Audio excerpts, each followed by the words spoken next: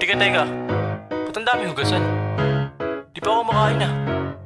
Ano to? Magic? Parang kantin ah. Hugas ako na nga lang, baka magalit pa si mama.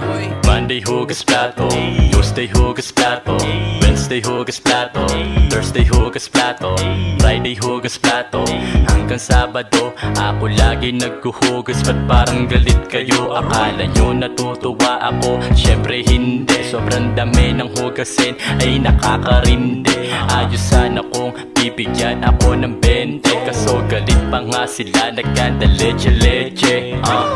Plato doon, plato dyan, plato dito.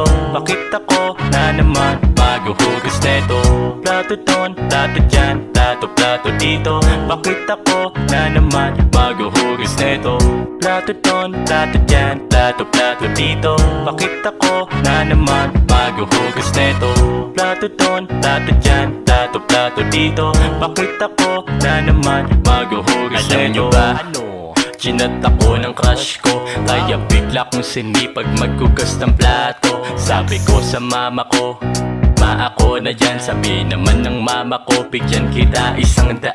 Basta hugasan mo yung plato, linisan mo yung lababo, magwalis ka rin sa kwarto, kasi magpa-plancha pa ako. Yung mga damit ko dun, itupi mo na lahat. Tapos ang kasunod dun, ikaw ay magbubuhat ng tubig, kasi pupunuin mo yung drum. Ganyan talaga ang buhay, wag ka na magdamdam. Yung ibang mga plato, bakit daming langgam? Ang sarap buhusan ng tubig na maligam-gam. Araw-araw na lang ako'y napipikon namin, pero okay lang kasi si crush ay nagchat naman. Oh shit, yung crush ko chinat na naman ako, kaya sisimulan ko na maghugas ng plato.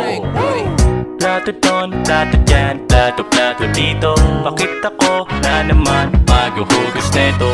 Plato doon, plato dyan, plato dito. Bakit ako na naman maghuhugas neto? Plato doon, plato dyan, plato dito. Bakit ako na naman maghuhugas neto? Plato doon, plato dyan, plato dito. Bakit ako na naman